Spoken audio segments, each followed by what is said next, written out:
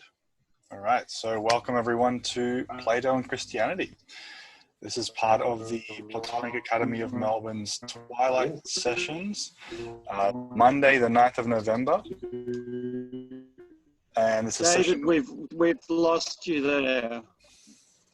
We've lost Hello? you. Hello? Christianity.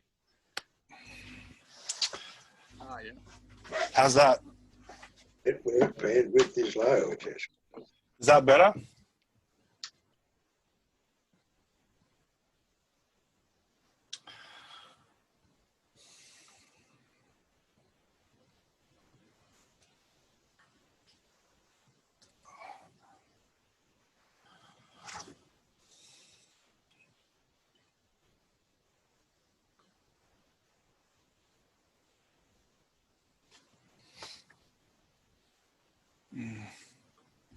I'll just use mine.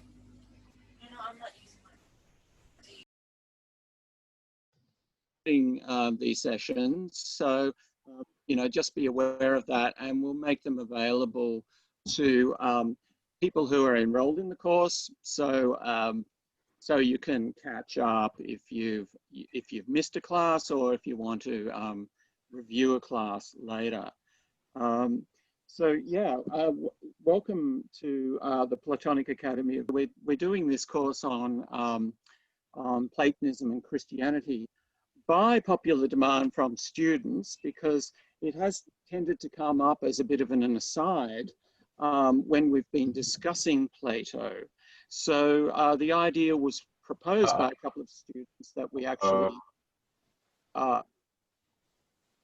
Is there a problem hearing me? Do people want to... I've got you. Oh, okay, all right.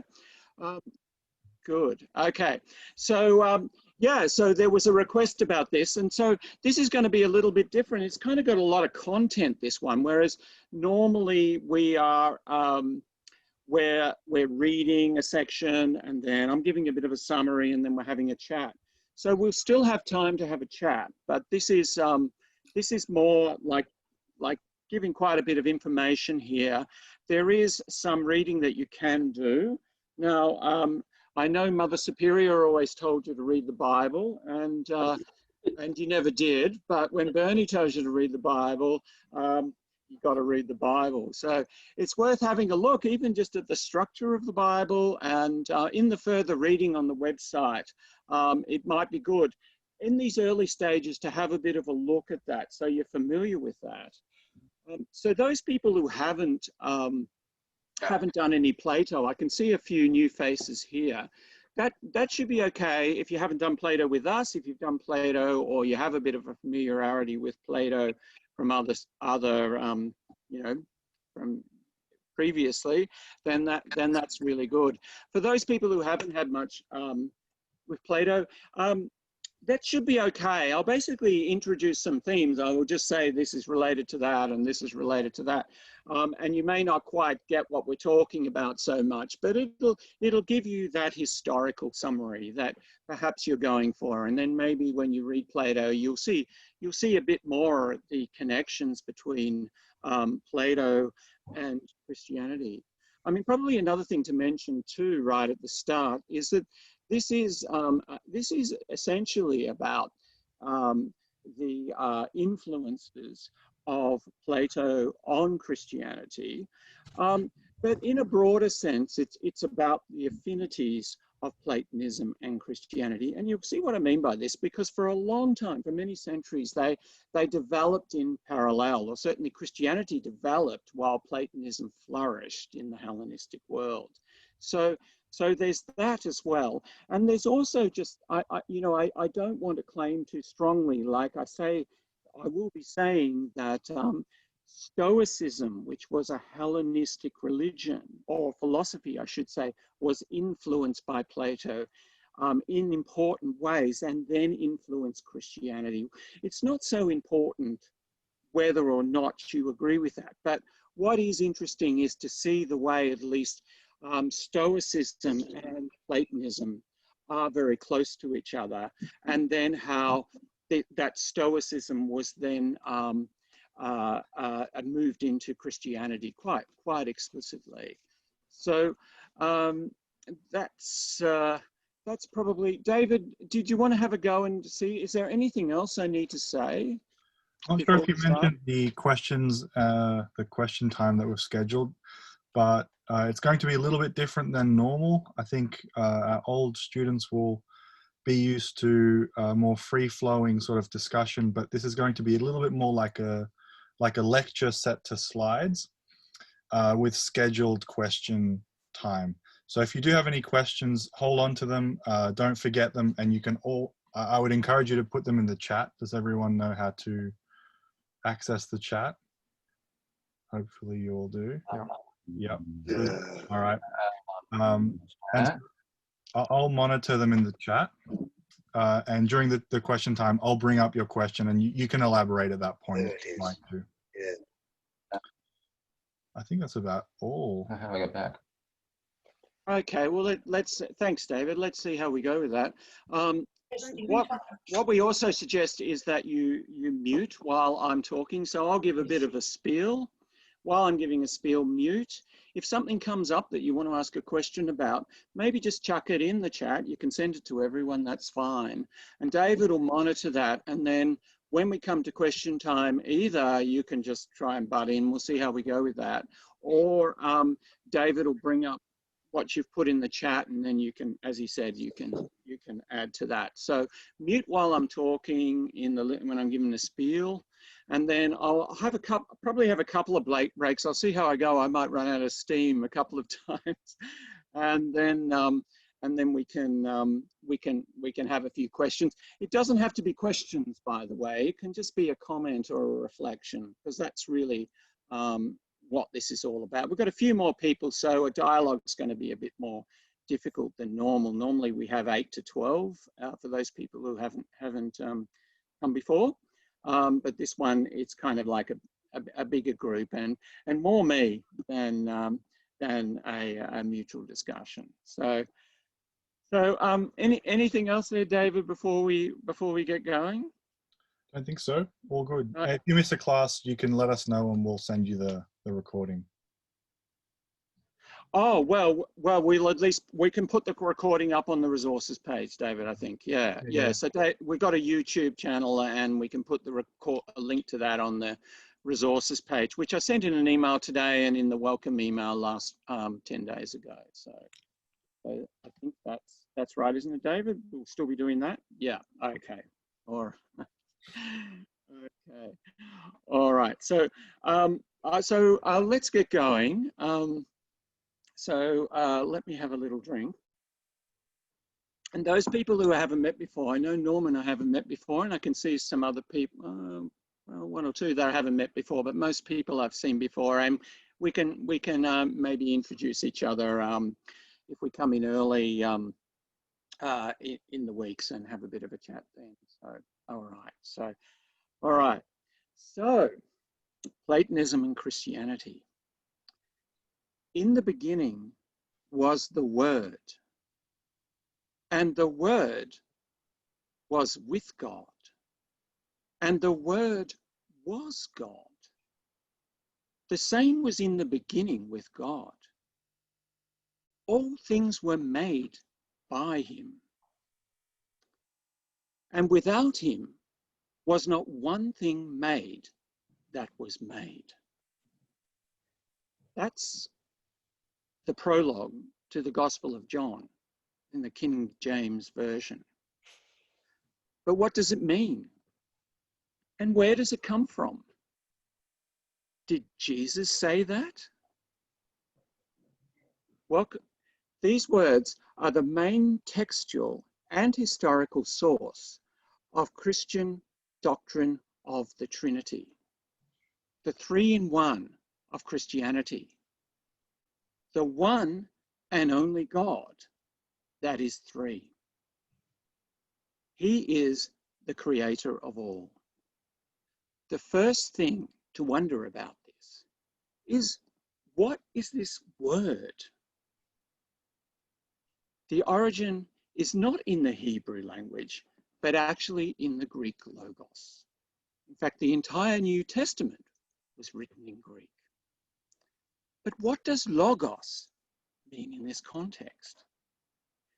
If you take the historical approach to understanding Christianity and its origins, we might think that the obvious place to look for the origins of these teachings is in the sayings of Jesus.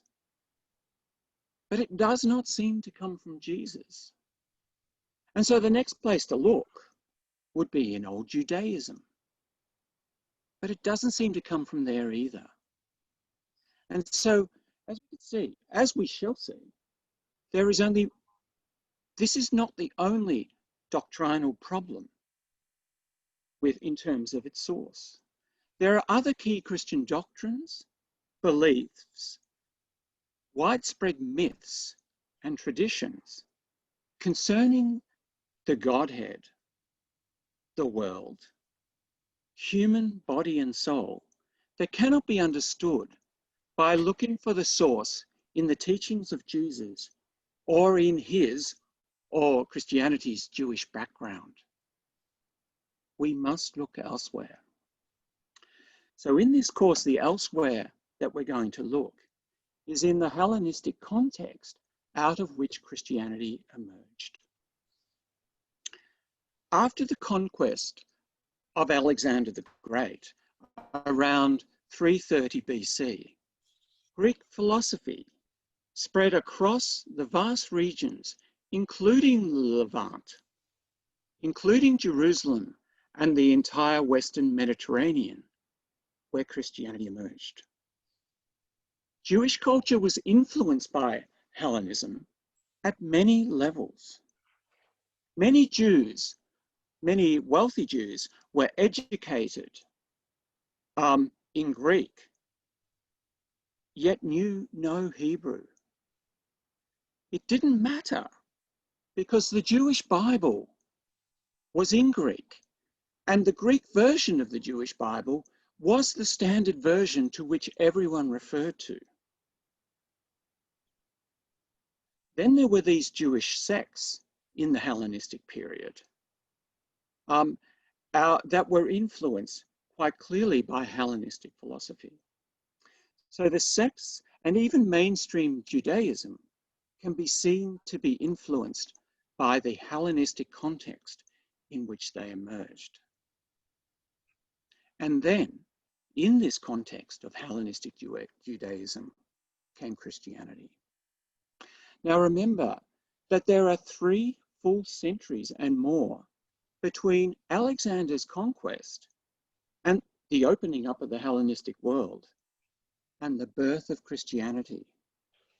300 years, 340 years, maybe you could say almost 400 years of Hellenistic context in which Christianity emerged. So when Christianity came along, it appears to emerge from Judaism, yes, but it appears to emerge from this Hellenized Judaism amongst the sects that were revolutionizing Judaism. Now, this Hellenized Judaism tended to disappear after Christianity broke away. But when we go back and look at the evidence, we can see that this Hellenized Christianity, in a way, Judaism almost became Christianity. So this is evident in the biblical and apostolic Christianity at the very beginning, as we shall see. So that was before Christianity made the full break from Judaism.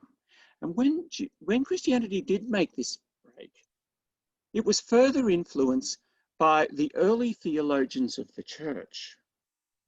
Christianity didn't really have a full theology from the Gospels.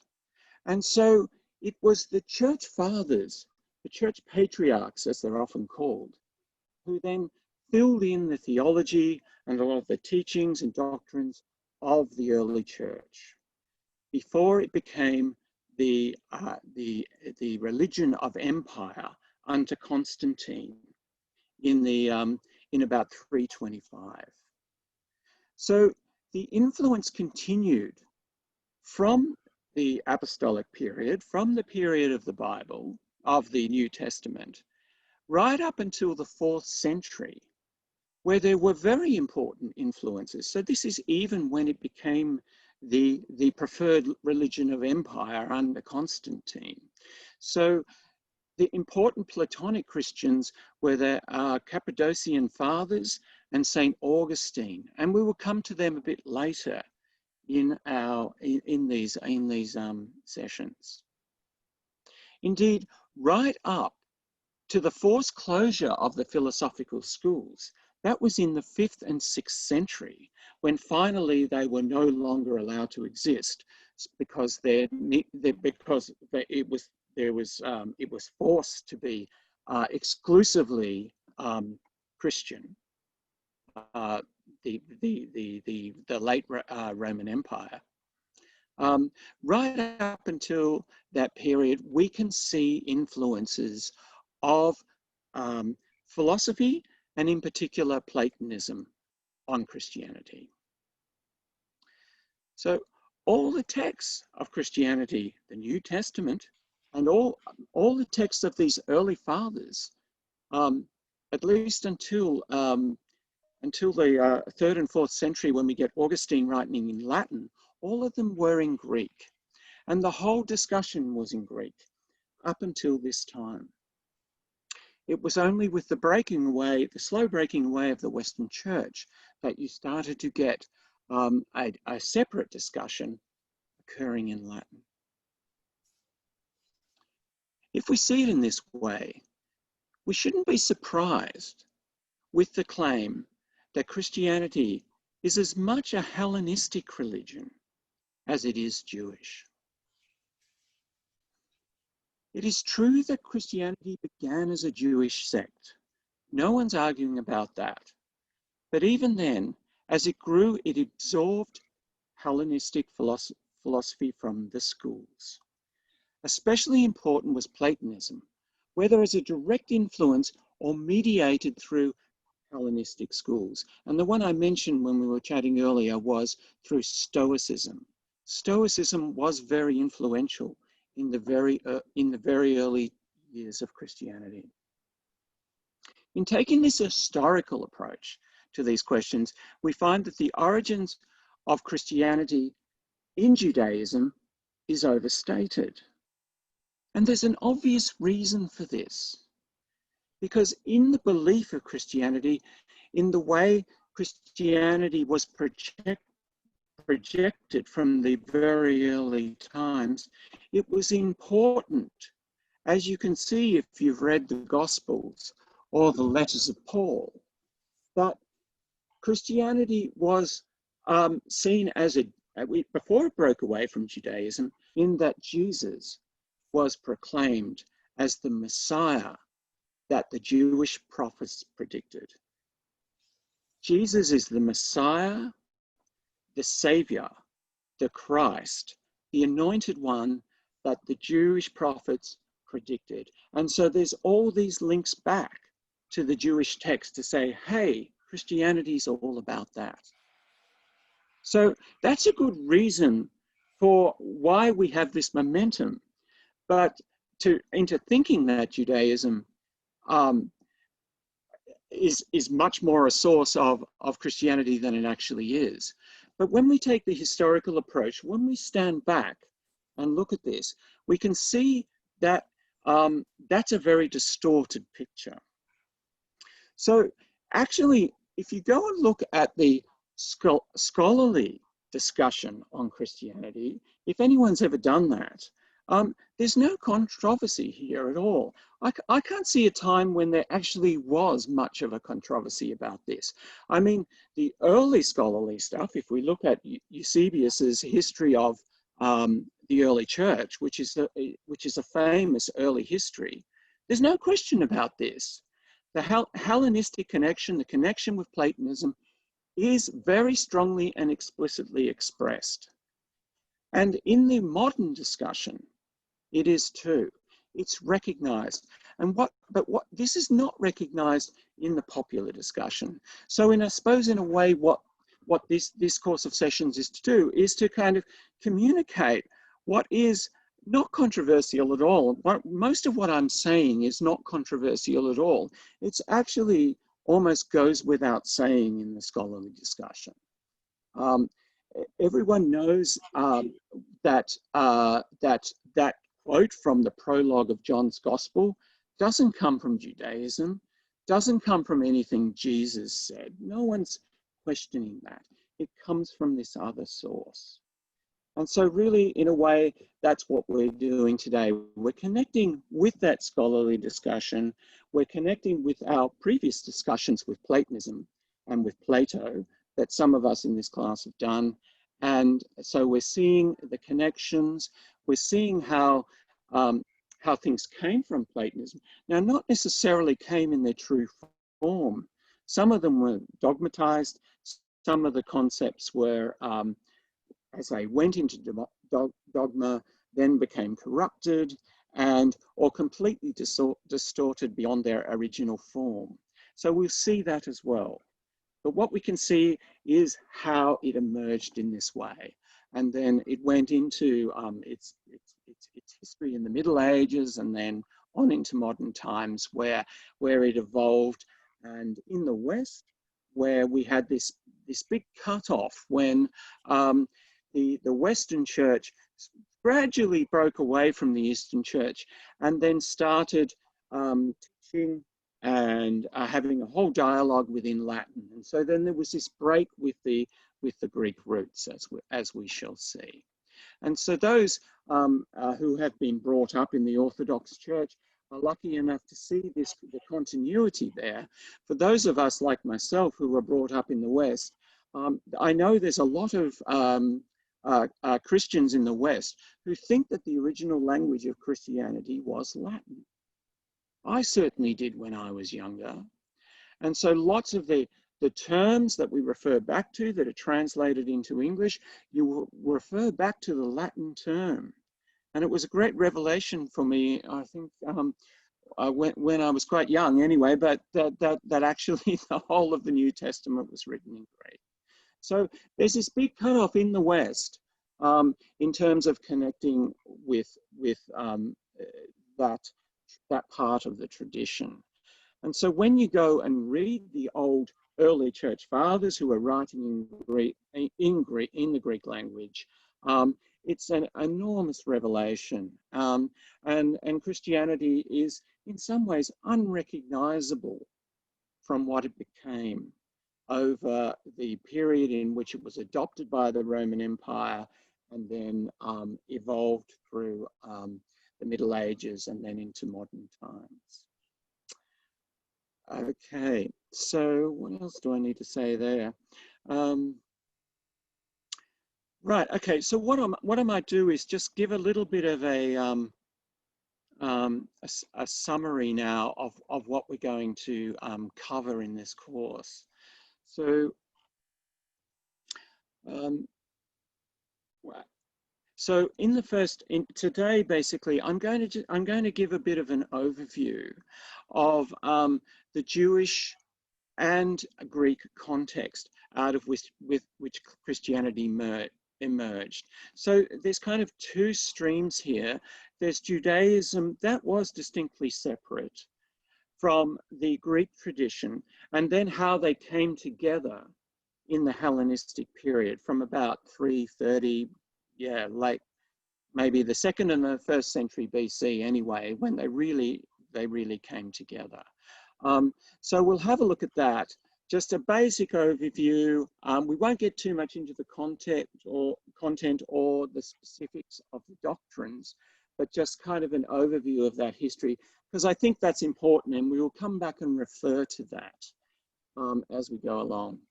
Then we'll look more closely at Hellenistic Judaism and at Greek philosophy in the Hellenistic period. So that's Platonism. So that's what came out of Plato in various ways. And then also these new schools of philosophy that emerged in the Hellenistic period. So once we examine Platonism and Hellenistic philosophy generally, I expect that the affinities will become quite obvious to you.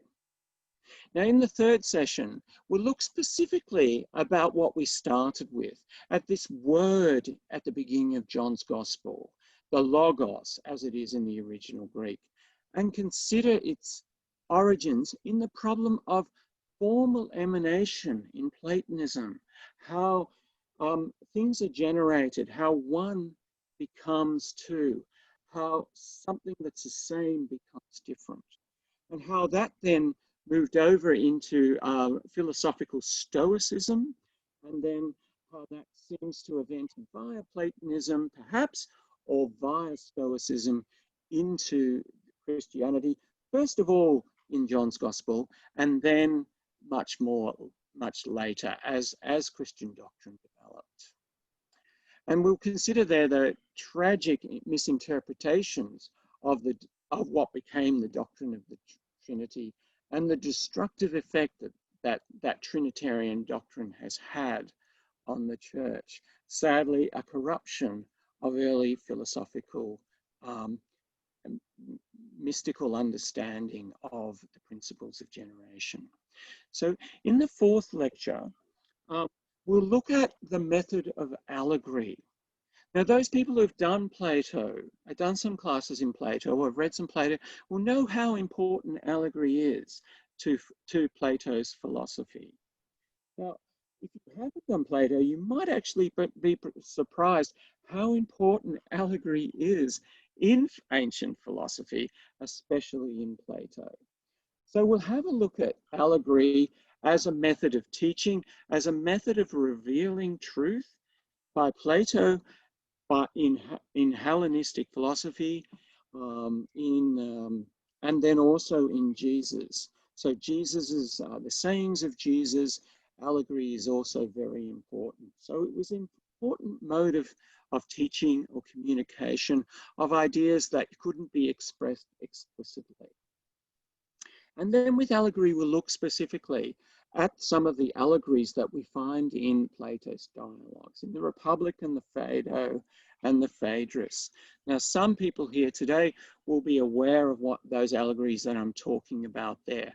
Others won't, and I'll give brief summaries of them so that there won't be too much problem.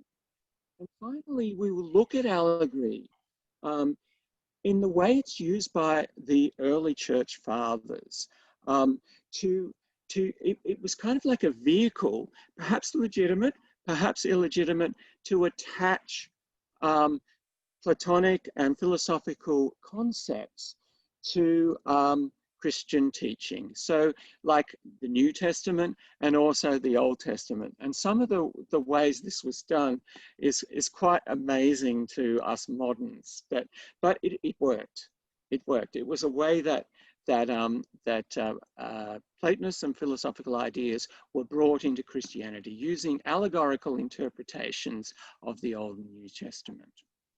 So in the fifth session, we'll give attention to Platonic mysticisms, and then how it influenced Christian mysticism. Now, this interestingly actually became quite late. The transfer became late, and I sometimes wonder some of the early supposed Christian mystics that brought Platonic mysticism into Christianity, whether in fact they were Christian. And they used particular ways also to legitimate Platonic mysticism in Christianity, which is quite interesting. And that brings us to the final class, where we look at the ways in which Christianity has dealt with the fact that it has been influenced by all these other non-Christian, non-Jewish sources. There's a whole lot of different ways. Some ways it's by saying, everything's Christianity. Other ways is by actually denying or suppressing these sources.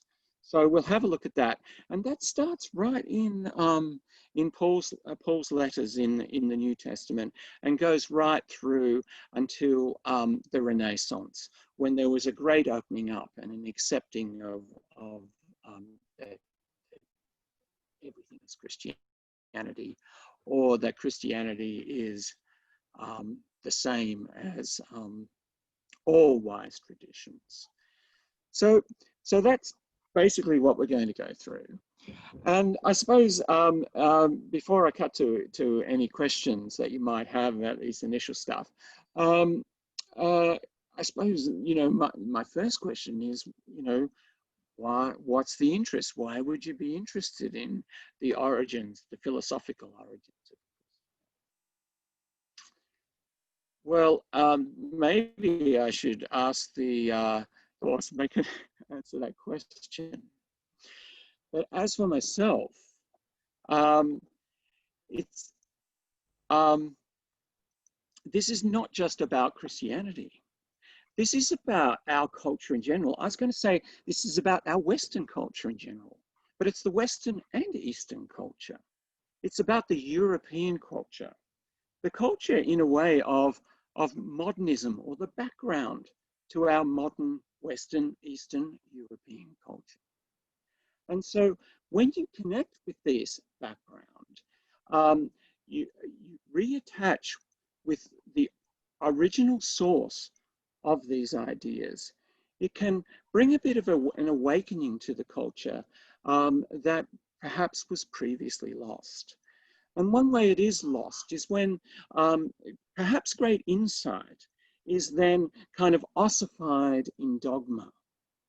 And so perhaps some early Christianity, or certainly the Platonism that influenced it, or whatever else, was then dogmatized to make this kind of political statement about, you know, what the church believes and what it doesn't, what is heresy and what is orthodoxy, and so on. It's kind of like, you know, like, that's kind of a bit sad if you're into philosophy, but if you see what was behind it, it can really open you up to our tradition. And for me, that's quite important. I've often said to people, you know, there's no need to turn to the East, because it's all here already in our tradition, and it's in our language and it's in our culture. It's just kind of dead there, and it's there to be awakened.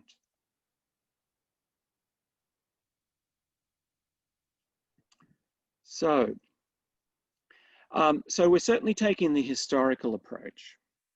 And so, you know, it's not, if you like, the believer's approach, and I hope everyone's okay with that. So I'm trying to stick to the evidence, and when there's no evidence, I'll try to avoid that. And if I do say anything that is a bit controversial in the scholarship, I will mention that. I'll try to mention that. But generally, as I said, there's nothing too much controversial what I've said. It's just that a lot of people don't know it, as Donald Trump would say. And one warning perhaps is to say that this course is not a lot about Jesus. It's not about the historical Jesus. For one, we don't know much about the historical Jesus. And for another, there is an important way in which the sayings of Jesus, as we'll get into it, the sayings attributed to Jesus are at a core in the whole story, right? They are important, but mostly we'll be talking about how that story developed around those sayings. Because in those sayings, there's not really a theology. In those sayings, there's not really a theory of the soul. There's not a lot said, or if there is, it's ambiguous about the afterlife and so forth. So you can go back to the Old Testament, and we'll discuss that. And you can go to the Acts of the Apostles and some of the later books, the Apocalypse and so on, in the Bible to look for these things. But what we will be looking at is how around this core sayings of Jesus grew this religion, which is so much more than that. Now, as I was saying, if you haven't read any Plato or any Platonism, that's a little bit of a handicap. You probably won't get the depth of what we're saying when we get the connections, but I will certainly outline them to you. And when you go back and have a look at Plato, you'll probably see it a bit more. In terms of your knowledge of Christianity, I'm kind of expecting that maybe you were brought up in the Eastern Church or the Western Church or something like that. And so you have this kind or you know about Christmas and Easter or something like that. So you have this kind of vague idea about that. If you don't know about that, and maybe I'll get some shaking of the heads. Does anyone not have a Christian upbringing at all? Yeah. Okay, we've got Hume over there. Norman's not so sure. All right. Okay. So so we'll yeah, I'll certainly try to do ask questions about it. There's no stupid questions, and when you ask a question, it's often good to bring that aspect up, because when I answer, as people have often said before, we'll introduce things that other people might be aware of, maybe the historical evolution stuff. So please, anyone who doesn't have a good background in Christianity, don't be afraid to ask a question about something that maybe I've skipped over. Okay.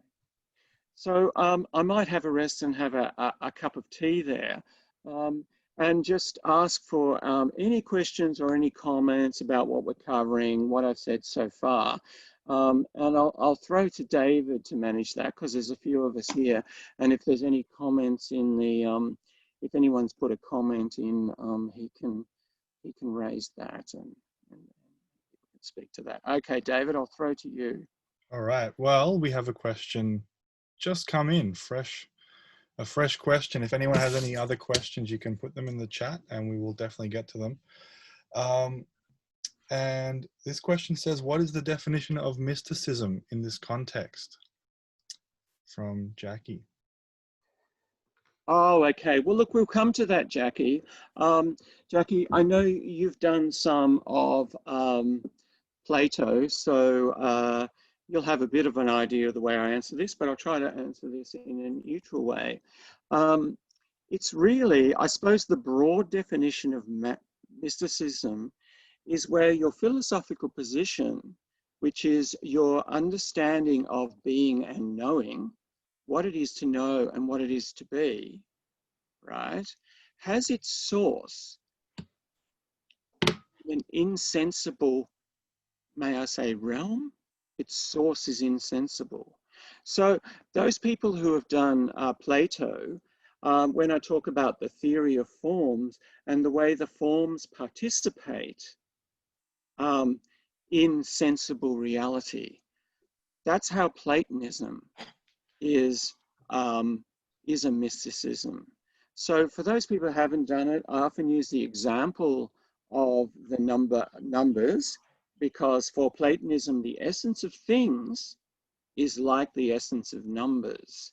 So for example, the number 2, I can have 2 cups, I can have 2 pens, I can have 2 anything, but where is 2? Where does 2 exist? Is it in my mind? Is it in the things? If the things go away, is it still there? If I die, is 2 still there? This is a way to get to Plato's theory of forms. And with Plato's theory of forms, where the essence of things is like number, like 2, in this insensible reality, that's the reality. That's the primary reality out of which everything else emerges. Everything else has its being. That's the mysticism of Platonism.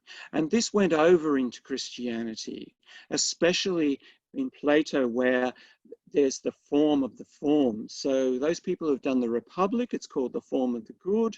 In Platonism, it's called the monad, or the archimonad, the principal monad. There's various names for it. So this is where there is an essential form that all forms take, and therefore all things take. So that's kind of like, that's what we call emanationism.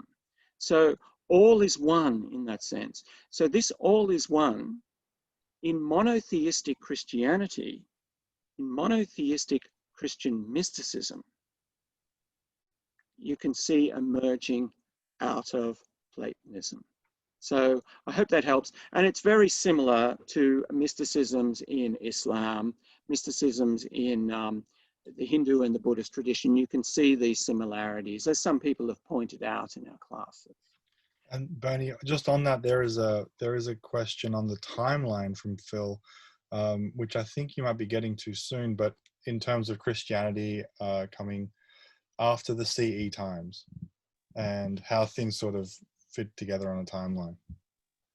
Yeah, okay, Phil. Well, I have a timeline. I hope you appreciate my graphics. I probably could have done better with them, but I have a big timeline where we look at the Jewish tradition and the Greek tradition, and then see how they come together in Hellenism, and then how Christianity emerges. So as always, Phil, you're always anticipating me.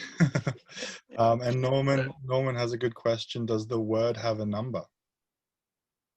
The word, the logos? Yeah, I Logos? assume that, yeah, the word. Geez. It's probably one. But yeah, we'll get to that. I think that's the session after next. It's not so much that it has a number. It is simultaneously the origin. In the beginning was the word. The beginning is actually the Greek arche, which is translated into Latin actually as I saw in an old Bible just yesterday. Principle, principio, or whatever. So in the principle was the logos, was what's translated as the word, but we'll see that that's quite a poor translation, and where we see logos anywhere else, as we see it in Plato a lot, in various translations, it's never translated as the word. It might be translated as discourse, but not word. So we'll look at that, Norman. Sit back, and the week after next, we'll get right into that one. Yeah. Okay. That's about it for now. Oh, that's it. Okay. All right. So Phil asked for a timeline. Let's do it. All right. So you're going to lose me. I'll just be a little bit in the corner, but you'll still have my voice. And I'm going to now share screen and scream if it doesn't work. Especially David, let me know if it's not working. It's all good, Bernie. Looks great. Oh, thanks, David. All right. Okay. So, all right. So let's go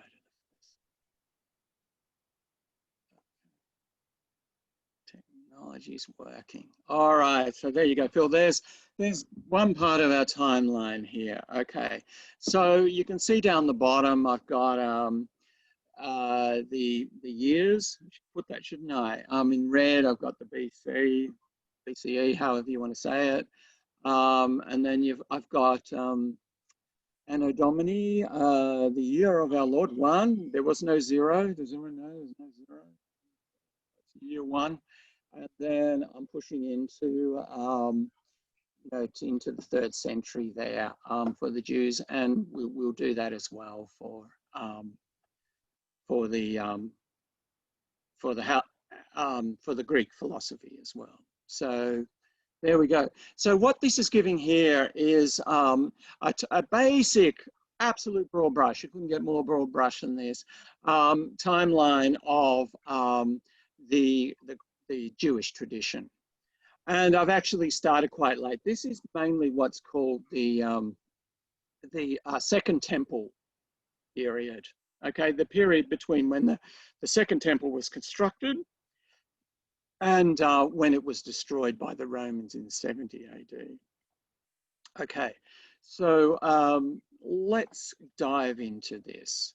So first of all, I'll talk about what's almost off the screen. You can see the arrow there to Mosaic, as in to Mosaic Judaism, and I'll talk fairly freely in terms of the legend. I say we're sticking to facts, but in terms of telling this story, I think it's fairly free to be able to talk about the legend and not try to stick down to the historical facts. I mean, there are facts behind these stories. The beginning of the Second Temple period, Cyrus the Great freeing the Jews from Babylon.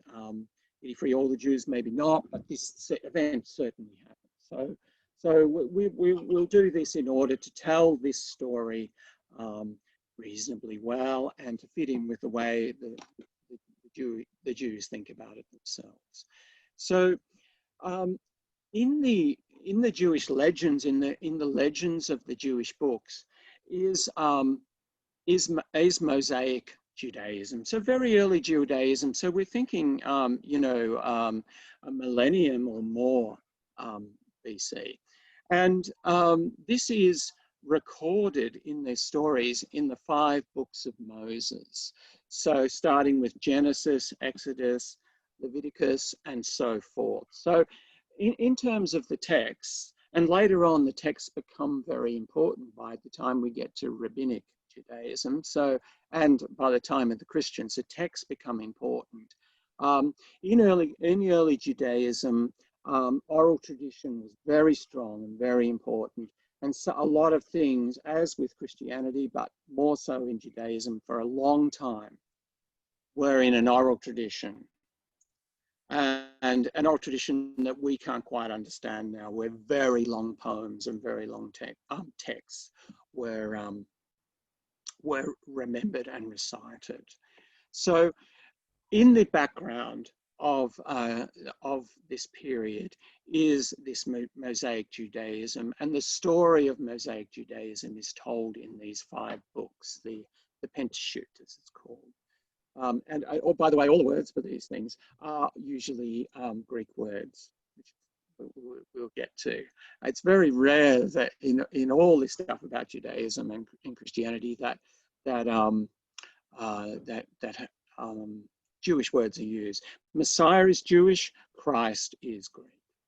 Okay, so we know from these stories that old Judaism has had contact with the great civilizations of that period, Egypt and Babylon. And you might know the story of Moses being found in the reeds by a princess, I think, and then brought up in the Egyptian court as a prince. And Moses then became the leader and led the Jewish people across the Red Sea and so on, and out of captivity. But the Second Temple period begins with another captivity, which is called, the period is called the Babylonian captivity, which was from in the 6th century, basically. So we're talking about it here in the 6th century. I'm pointing to it there, from 605 BC to 539, about 65 years. And what happened was the Persian Empire was expanding under Cyrus, and Cyrus defeated had a victory in Babylon, freed the Jews, and these Jews returned to Jerusalem, and around 515 BC they started to build their Second Temple. So this is the Second Temple, beginning of the Second Temple period. Okay, and this Second Temple period went all the way through to the destruction by the Romans in 70 AD, which was a very significant event in the history of Judaism and in the history of Christianity. All right. So let's have a look first at this Persian period, Persian episode in the Second Temple period. So the Persian Empire, here's a bit of a picture of the Persian Empire. And you can see there how it included the Levant, Jerusalem, and this period this area on the Eastern Mediterranean. Now, under the Persians, we can say relatively that Persian rule was light. Right? It was more a tribute empire. And so in Persepolis, which is another Greek word, all the names for the places in Persia also are in Greek, and even today,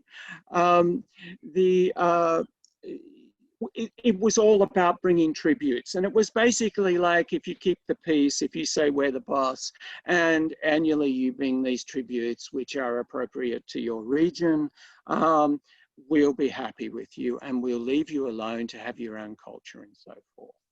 So relatively to what came later, relatively it was fairly peaceful for the Jews in the Levant. Okay, so but there wasn't as much mixing of culture as we get later. Okay, so during this period and moving forward, okay, I gotta get my clicks going. This is when the books of the prophets were mostly, maybe not composed, but written down. So some of these books, if you look at your Bible, if people brought their Bible along and have a bit of a look, at the prophetic books. So your Bible might put the Mosaic books first, the first 5 books, and then you get the books of the prophets, and then you get perhaps the wisdom books. Maybe they're highlighted, maybe they're not. But most of them were written down here, and some of them tell the story, or tell the story as though, like Daniel or whatever, as though you were still in the Babylonian captivity. So they tell the story of that time. And some of them were probably existed for a long time orally.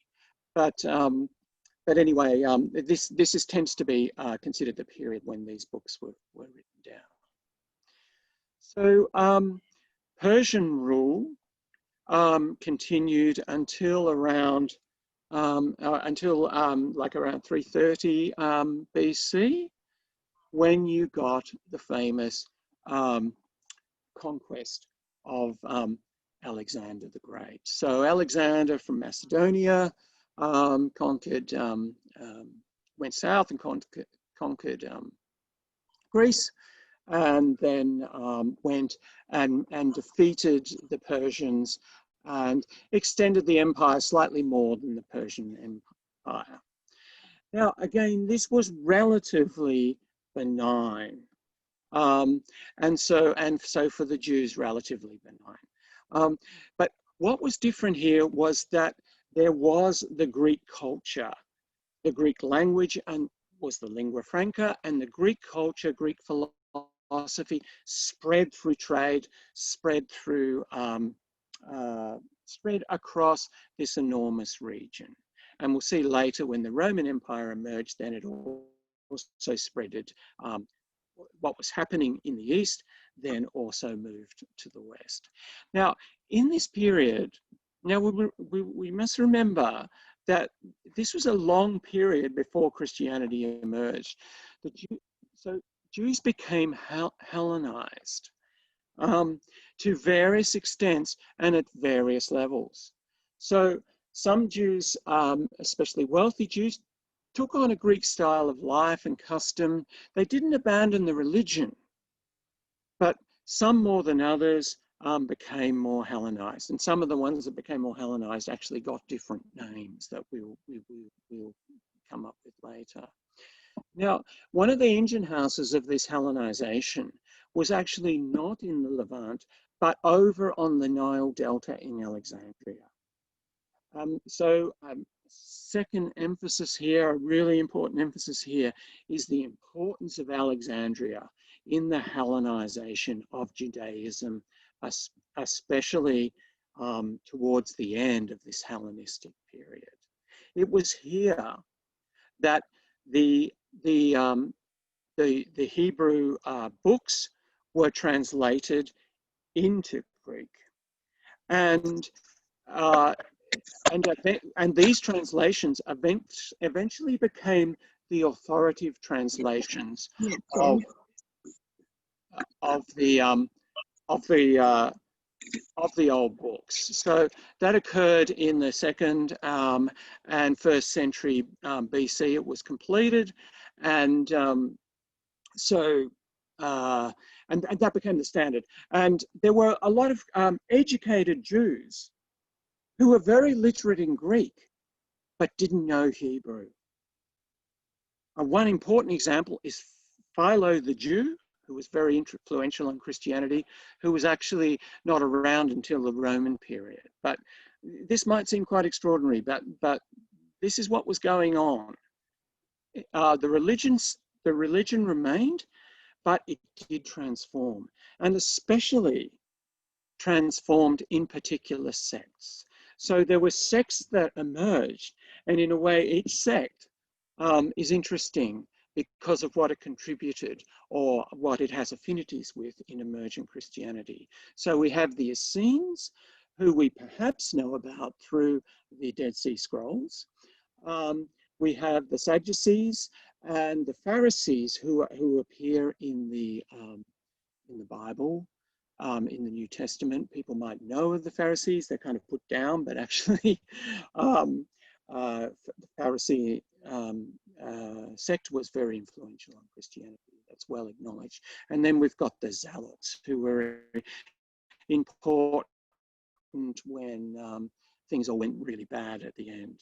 Okay, so right, so what else? Oh yes, and this is when, as we were talking about earlier before the class started, this is when we get the wisdom writings. Now, we do have some wisdom writings, they're classed as wisdom writings, they have their origins in Hebrew.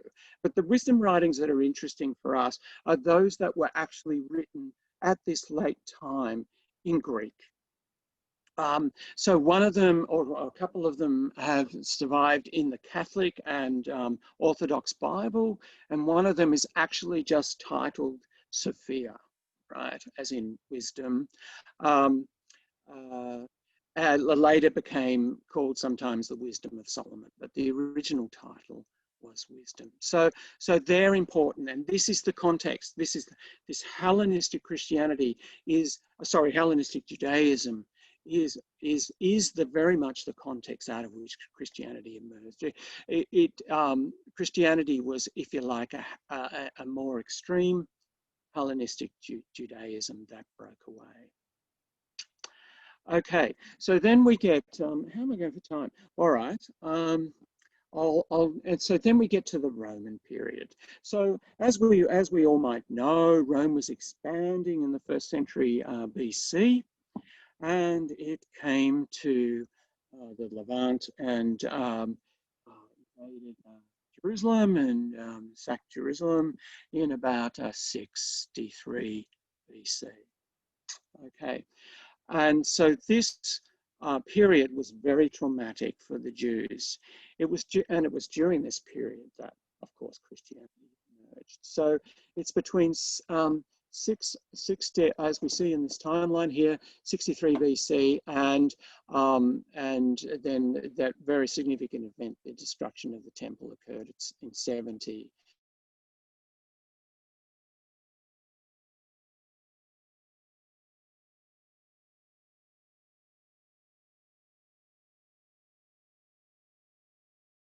Revelations, the last book of the Bible, was written after the destruction of the temple.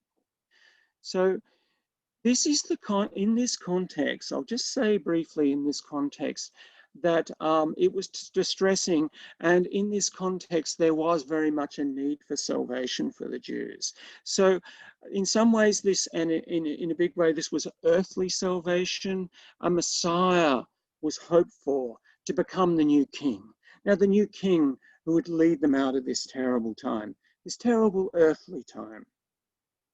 But it also morphed into this terrible time, it might be the end of time, where we would go to a new Jerusalem, a new kingdom, as we get in Revelation. Some people might have read that in the reading. And so end of times, and also fantastical events occurring at the end of times. So this is when we get, it's not the first time that we get apocalyptic writings, but this was a great age of apocalyptic writings, one of which has survived in the, like I say, in the New Testament, the very last book of the New Testament, the Apocalypse of John. Okay. So now, what happened to Judaism at this time? after the destruction of the temple is that it totally changed. Now, just briefly, it's not the full story, but just briefly, what happened is that the Judaism that was centered around the temple and rites around the temple and sacrifices around the temple disappeared overnight. And what emerged is what is called Rabbinic Judaism, which is out of which current Judaism evolved. So what you then got was synagogues, the Greek for, coming together. They're all Greek words. The synagogues and where you read the Torah, the Jewish Bible. And so the Bible, the Jewish Bible, the Torah became important. So text became important. And what was written in the text, because there was this communication problem. There was a diaspora, and it was no longer centered around the temple. And so also the oral tradition, that oral tradition tended to be written down. And one particular example, important example of this, is the Talmud, which is much more about instructions for cultural life, for rules and regulations, a legal guide, rather than the Pentateuch, which was, more story-based and so on. You did have the Ten Commandments and so on, but the Talmud was written down then. You got the synagogues and all that. So what we think of today as Judaism started at that point. And what we think of today as Christianity also started at that point. Now, I am going to pause there because there's a lot of information there, and I'm going to stop the share and ask if anyone's got any questions, because I talked there for quite a long time.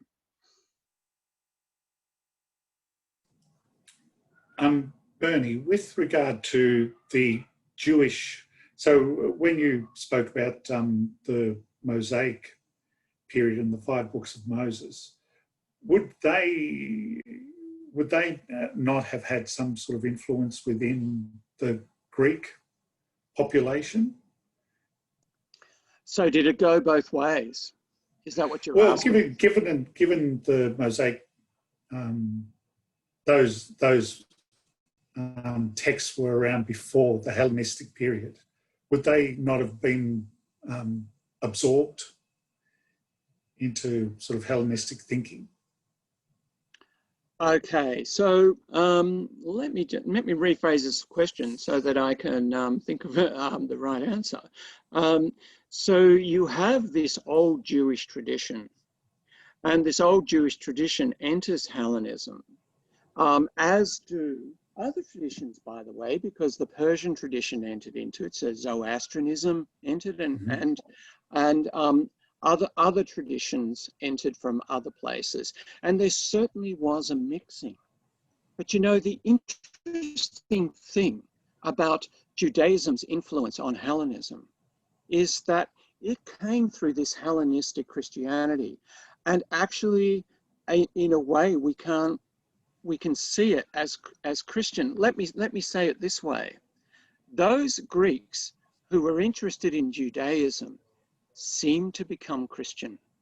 If they didn't become Christian, Hellenistic Judaism disappeared, other than Christianity, and people don't really know what happened to it after that. So you got these Greeks, and we'll see this in the letters of Paul, because Paul was evangelizing to the Greeks, who converted to Christianity, which was a sect of Judaism. So that's one way to answer your question. The rest of the story, perhaps we don't know. Aren't there certain groups that did continue, like non-Christian Gnostic groups, Mandaeans, and I suppose Manichaeans, that might be considered to have some connection back to Hellenistic Judaism without going through Christianity necessarily? Yeah, well, that's That's an interesting question. Most people would associate the Gnostics with Christianity, I would say.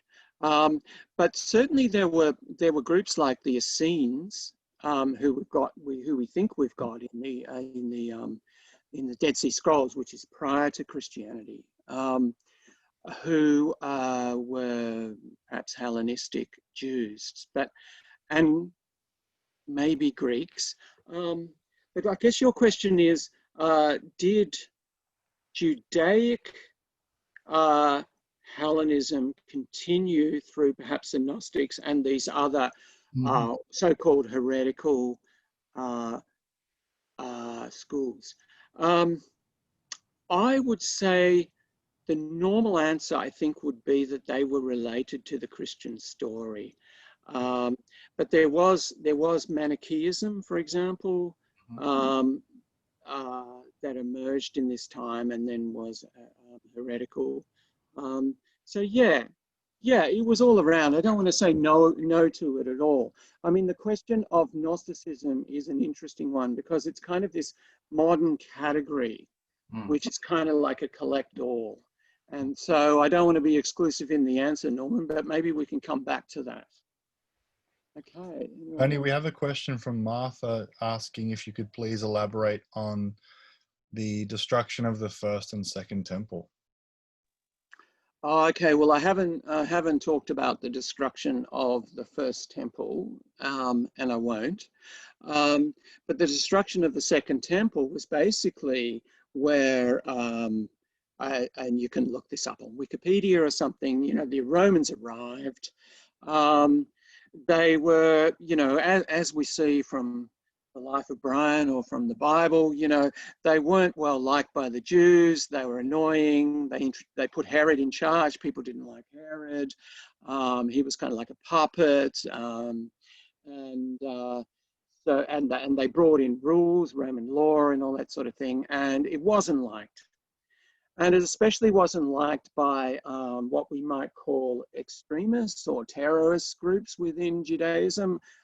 Sorry if I'm not using neutral language, just kind of, you know, please understand that. And particularly a group called the Zealots. So there was this rebellion against Roman rule. And so there were battles, and it all ended up really badly with the Romans saying, right, we've had enough of this. We're going to actually come in and just destroy everything and destroy the temple. So, I mean, that's the basic outline story. I hope that's enough for you. Where are you? Yeah, I hope that's enough, and you can look up more. Okay. Can I ask a question about that? Did the destruction of the temple and the Romans being non-Jews also affect the Jews' view of Christians as foreigners or Hellenism? Oh, okay. So in the breaking away of Christianity, there was some conflict. I suppose, you know, when I say conflict, I mean controversy. So there was, of course, controversy amongst the Jews and saying, well, what's going on here? And then there was controversy in the breakaway. And again, we can see this first of all in the letters of Paul, where Paul an early, not a follower of Jesus as such, but he came slightly later, rode to Damascus. He was Saul, and then he became Paul, and then he preached to the Greeks. So there was controversy within Christianity about those who wanted to stay Jewish and those who wanted to break away and evangelize to the Greeks. And code, if you want to go back and read Paul or read into this stuff, code for this controversy is circumcision.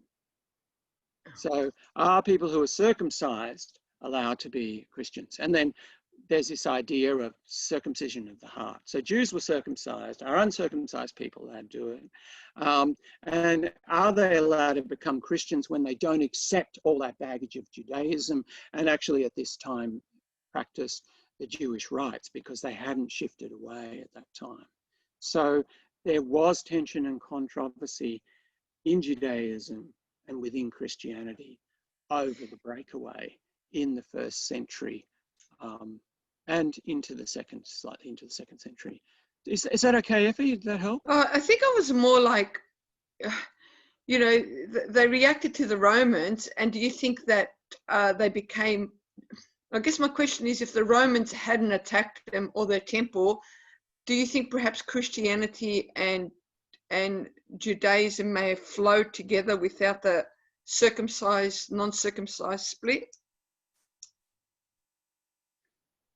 Yeah, okay, because there would have been more peace, and that the temple caused the breakaway. So if you attack a culture, they kind of attack anything that's other to them as a survival mechanism. Yeah. I always thought that the split had to do with the Romans' attitude, and they turned on all other groups. Yep. That could be it. The zealots were important. The way people respond. Yeah, a lot's important there. So I suppose there's a lot to talk about there. And, you know, there's so much discussion around what caused Christianity to emerge in this period. That's all really interesting. So I think that's a good view to bring on board. I just noticed, Effie. Mary, can I just wait, because I've actually gone a bit over time. And what should I do? What I might do is just spend maybe about 5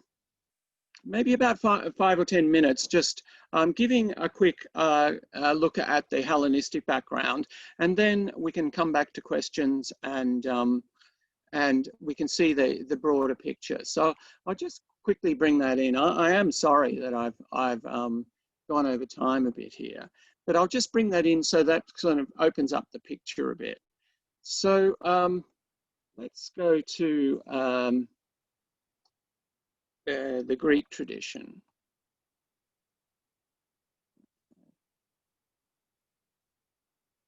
Okay, so briefly with the Greek tradition. So their ancient history is the ancient Greeks, the Minoans, the Mycenaeans, but also in the Greeks, as we will see, they had a great respect for Babylonian culture, religion, science, and especially Egypt. So the Greek philosophers that we'll see were especially reverential towards Egypt, and like to say that all their wisdom came from these great cultures. Now, the other thing in their ancient history is Homer and Hesiod, the poets, the poets of the 8th and 7th century BC. So writing was reinvented around this time, because they had it prior, but it was lost. And as we might know, Homer and Hesiod, it's all about myths, myths of gods and men and God-man, and the relationships between gods and men. Okay, and then in from around the 6th and the 5th century, there was this extraordinary thing that happened, which was the emergence of Greek philosophy. So there were these people that were interested in nature, astronomy, biology, and so on, and natural knowledge. And some of them, interestingly, some of this emerged over in Anatolia, on current-day Turkey, where Heraclitus, Parmenides was from there, and Pythagoras was from Samos on that coast. So it didn't come from Athens. It's an important thing to remember. So, so this philosophy emerged in these different cities outside Athens. And then one famous one is the story, we have the myth of Pythagoras, who was born in Samos on the coast of Anatolia in 530, and then he went over to Italy, into Greater Greece, and set up a commune, vegetarian, lots of weird practices, and very related to Orphism. So another thing that occurred around this time, or we don't know really the background to it, were these mystery cults, which we've mentioned a lot in the Plato courses because they seem to have influenced Plato a lot. They did have secret wisdom, and so it was fairly well kept secret. And these cults, the Orphism and the Eleusinian cults especially, went right through Hellenistic period, flourished during that time, and into the Roman period. So they will be important.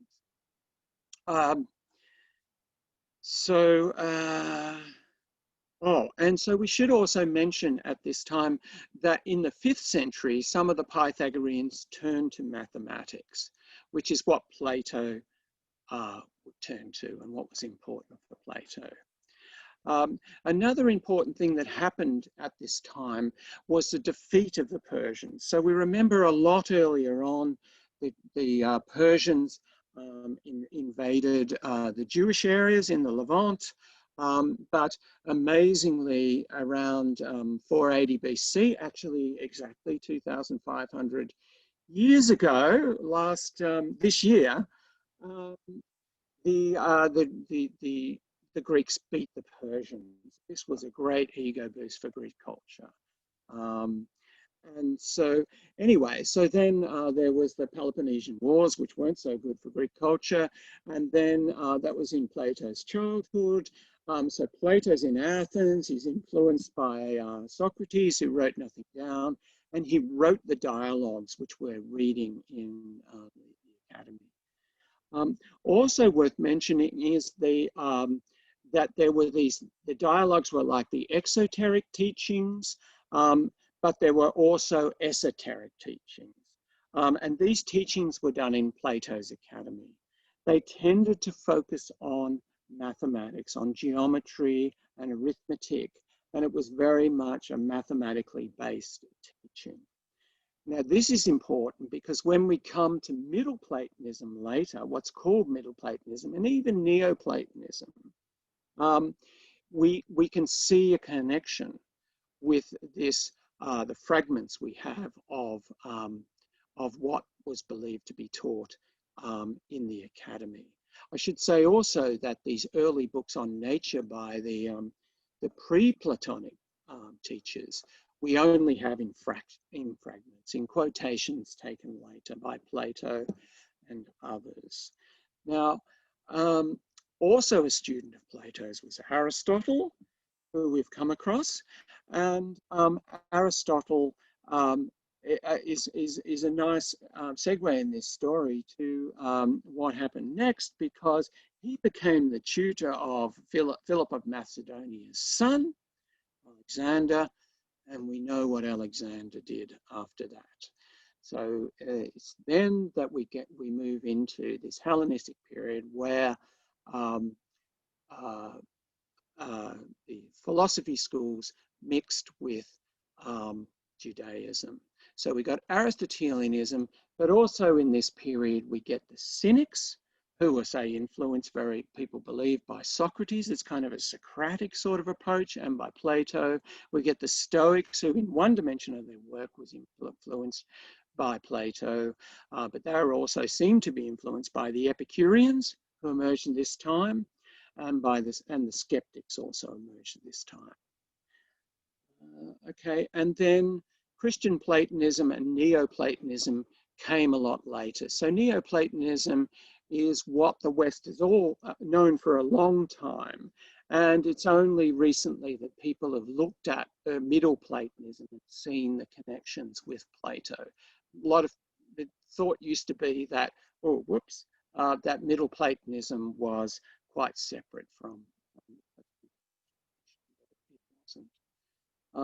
And so just to finish off here, and if we can just go a little bit over time, I hope people don't mind for questions. This is now just giving the parallel here. So we can see old Judaism, then the beginning of the Second Temple period where we've got the Persians, then we've got the Hellenistic then the Roman, and then the collapse of that. And in the Greek, we've got early philosophy way back here, and then Hellenistic and all the schools emerging there, and then continuing Hellenism, Hellenistic philosophy continued as the early church evolved. So these are just some ideas that seem to have influenced Judaism, monotheism, the Sophia writings, the wisdom writings. There's Paul's letters to the Gentiles, where we can see an influence, John's Logos, and the soul's afterlife, also influential. So the influence continued after the beginning of Christianity. And so I knocked this up today just to give you a bit of an idea. So I'm kind of giving continuing Judaism in the purple there. I'm giving Hellenized Judaism coming through here into the Jesus thing, still connected in the apostolic period and the gospel period to Judaism. And then, yeah, maybe a bit more slowly than I suggest, the break is made. Paul in his letters, as we see in the letters, led that break. And then we get the Council of Nicaea, who I haven't mentioned yet, in 325, where Constantine decides that, hey, this is going to be the religion of the empire. And there's a bit of a controversy over the Trinity, and he calls all the bishops of all the different churches to sort it out in Nicaea. And that's when you get the dogma starting. It was starting a bit earlier. You get the canon, which gospels are we going to include, which ones are we going to exclude, which apocalypse, which books of the Old Testament, will we put the Sophia books or not, the wisdom books, and so on. All this stuff started happening in earnest when it became the religion of the empire. But continuing Hellenistic philosophy continued right up, and the influence of mysticism actually occurred quite late, for example. So yeah, that kind of gives you a basic idea there. I'll mention a bit more about Philo of Alexandria and why he was important to the Christian tradition. I mean, the Christian fathers kind of saw him as a Christian. Paul evangelizing, John's Gospel. Justin Martyr was the first father of the church, really, to bring in Platonism. And then we've got the Alexandrian fathers. So I mentioned how important Alexandria was in the story over there on the Nile. And then right even after the Council of Nicaea, we have the Cappadocian fathers, and we have Augustine. Now I have to mention the Cappadocian fathers because apparently Maria is related to Gregory. And so, you know, they've got to get a mention. But he was a Platonist Christian. So that's pretty much it. Now, look, I'm very sorry that I went over time. Now, maybe we should just say goodbye if anyone has to leave. Is that okay if anyone has to leave? And then we can just have another 10 minutes of questions. Is that okay? So whoever needs to go, I'm very sorry. I'm usually pretty good. I'll look at the clock next time. But it was really good to kind of get to that end point there. So goodbye to all you got, anyone who needs to leave now.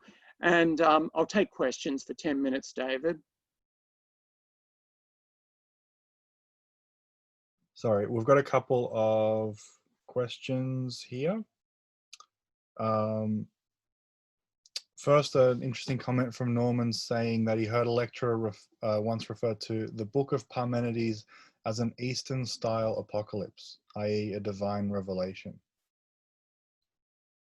Oh, yeah, yeah. Well, he has that myth of going on the chariot and everything. Yeah, yeah. That's an interesting myth in Parmenides. Of course, we've lost Parmenides.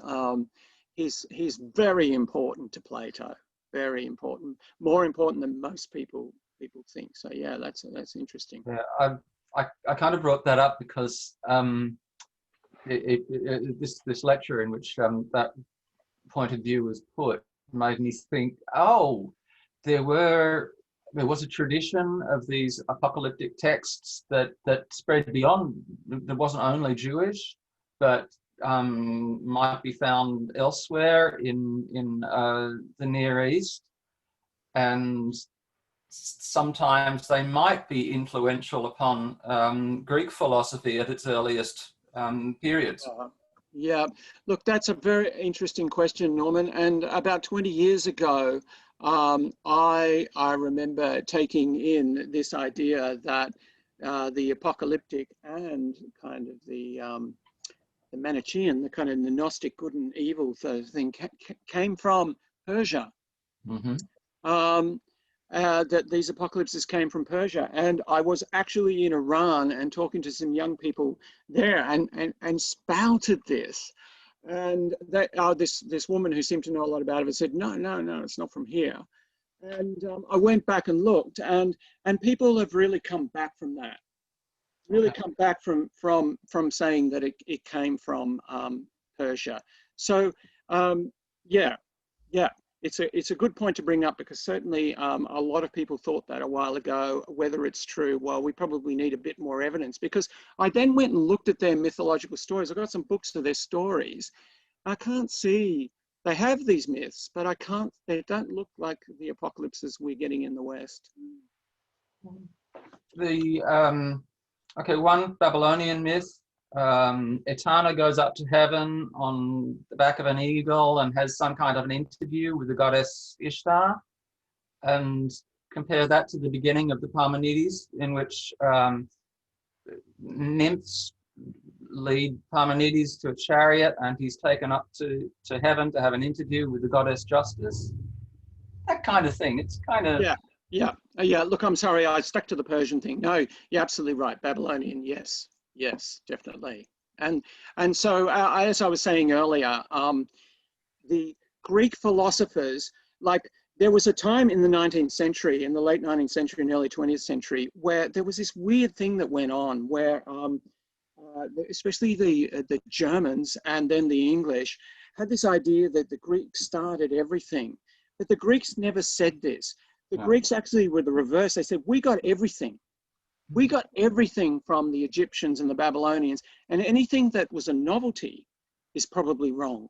So they certainly did acknowledge that. And so, yes, we shouldn't be surprised if we see similarities. Yeah. And there's a good question from Jackie as well, asking if we know what happened to all the writings that weren't included, that weren't canonized.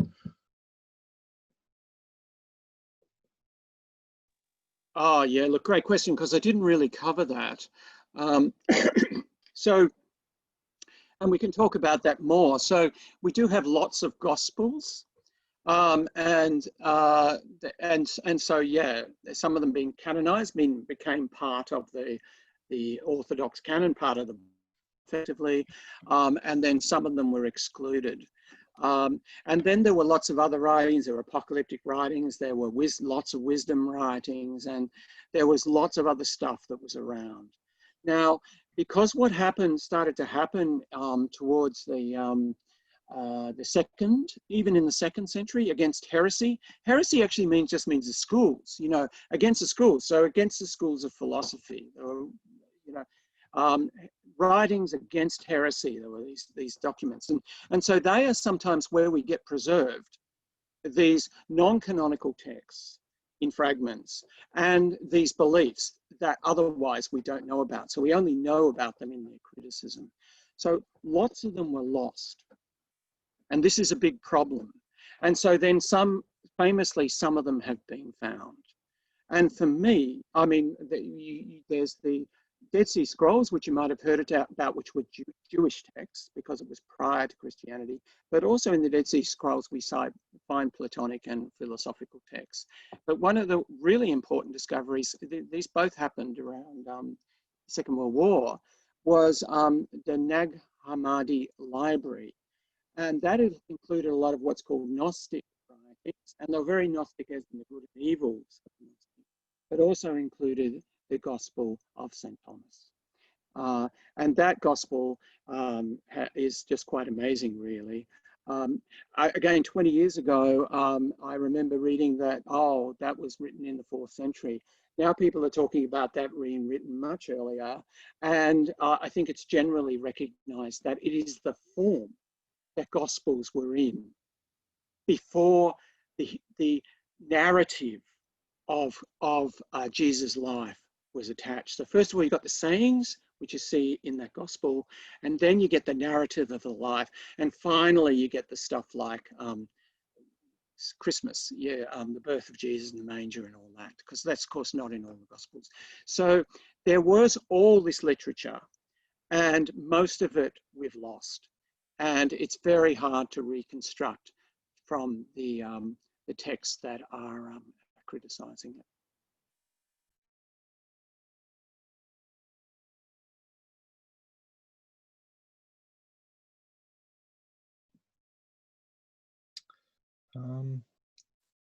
Not much else. If anyone has a question, you can jump in.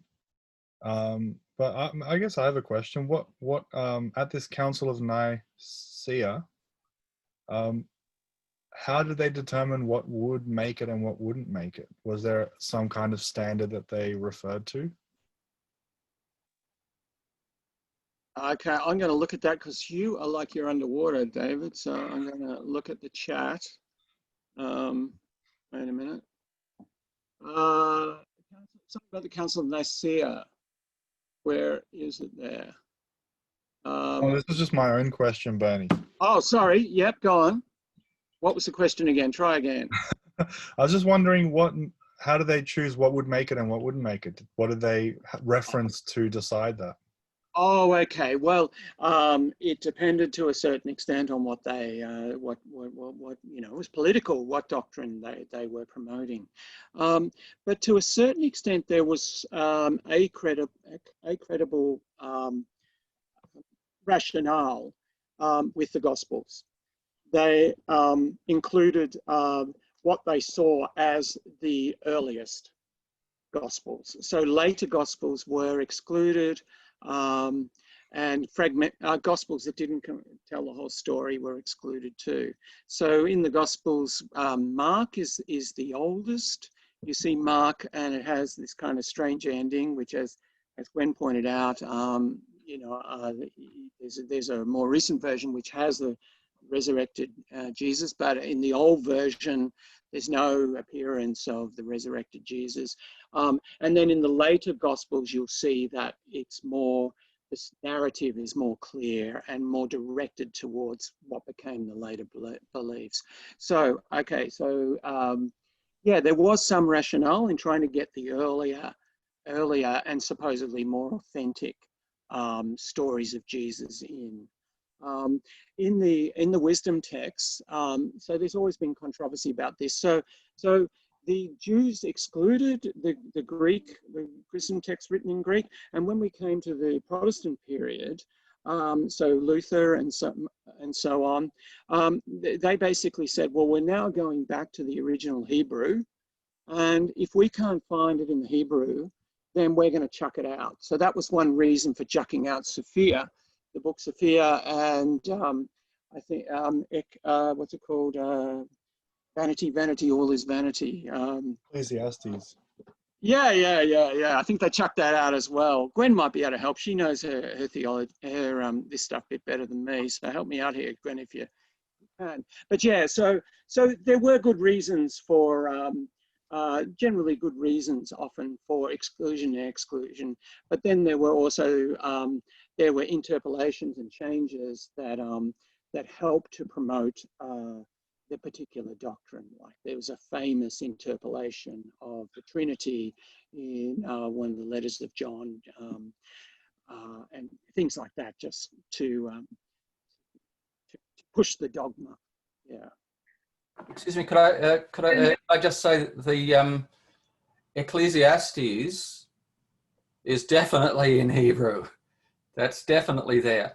But there's another book called Ecclesiasticus, which isn't. That's well, not in the Protestant Bible. It's in Orthodox and Catholic Bibles, but not in Protestant ones.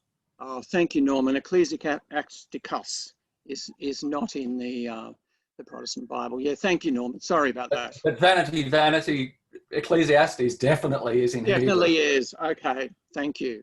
Thank you. Bernie, All right. one more question, if you got time. Dualism. Stop it. Sorry.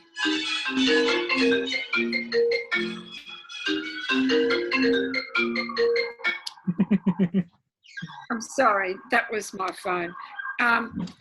Dualism in Christianity, where did that come from? Dualism in Christianity. Yeah. Oh, yeah. Well, oh, that's a tricky question. I don't know. I mean, people said it came from Persia, but I don't think it did. Manichaeism didn't come from Persia, and it didn't come in the Gnostics from Persia, I don't think.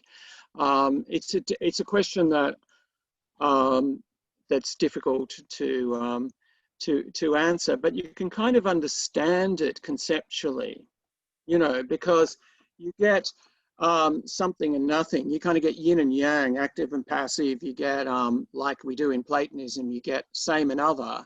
It's very easy to move towards two positive forces competing against each other, as opposed to an active and a passive force, which has a unity. So I think conceptually you can kind of understand how it evolved in that way.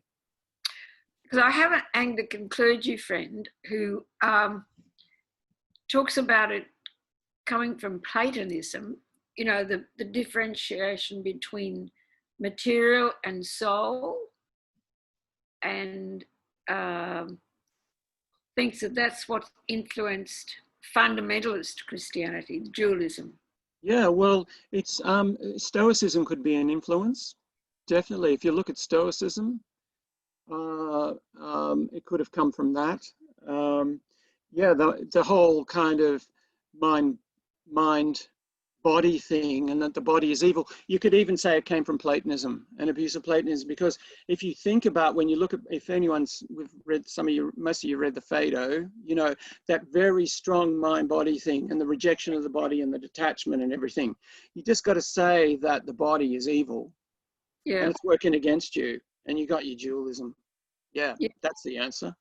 Well, he did his PhD in the politics of the New Testament, and he said half of it was on Philo. But then, you know, he's thought a lot about this, obviously. Half of it was in Philo the Jew. Philo, you mentioned, of Alexandria.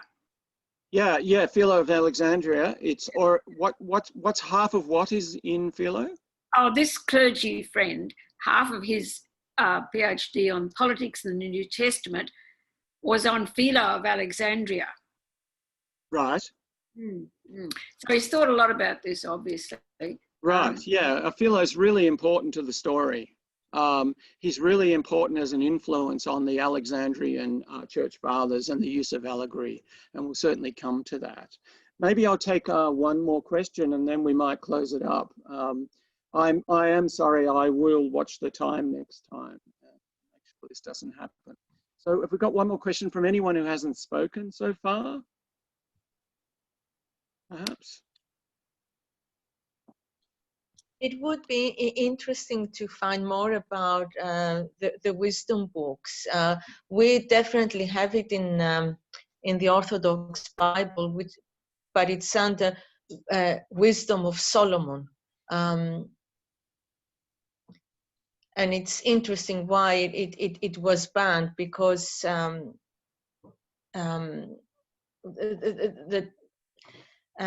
lot of the church hierarchy attribute most of the book to Solomon, or influenced by Solomon. So it's interesting to see that it was banned in the Protestant, by the Protestant church.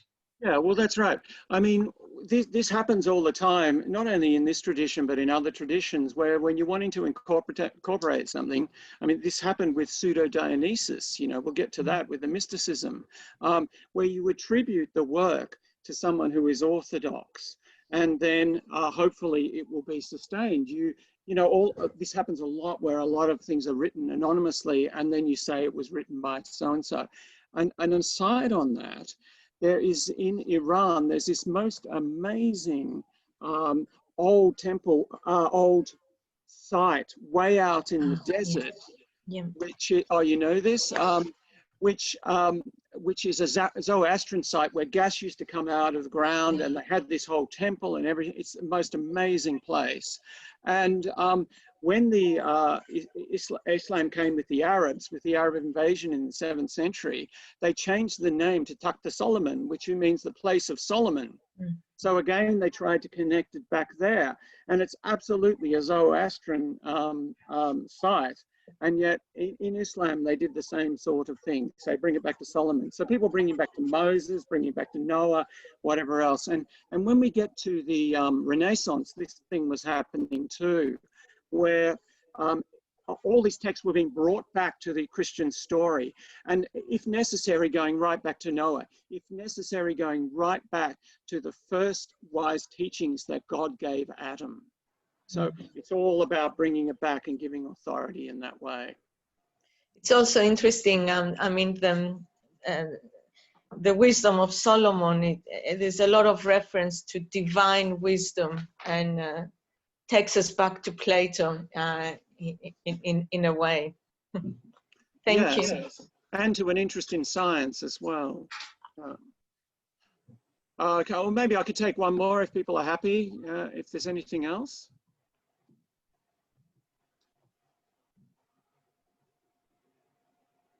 Okay, well, look, yeah, look, you can contact me later if you like, or I think there's lots to discuss, and I'll try to reduce the content next time so we can have more of a discussion, because that is very interesting, and especially where people have picked up where I've gone wrong. So, but that's fine by me, because I'm trying to cover a lot of material which is I'm a bit rusty on. So that's great. Keep picking me up if you see something wrong there, Norman. Thank you. And thanks everyone for coming and the discussion. That's great. So next week we will look a bit more closely at Judaism and how it was transformed, and then how early Christianity was looking. So how this Judaism, with the new sects, with the Pharisees and the Sadducees, and what was going on in Judaism and in Alexandria and that sort of thing, and then what's going in this very early apostolic age. So we'll have a bit of a look at that next week. So I hope I'm looking forward to that. It's going to be fun. So I hope you can all make it next week. And if anyone wants to stay around, they can. But otherwise, I'll say good night. Okay. That was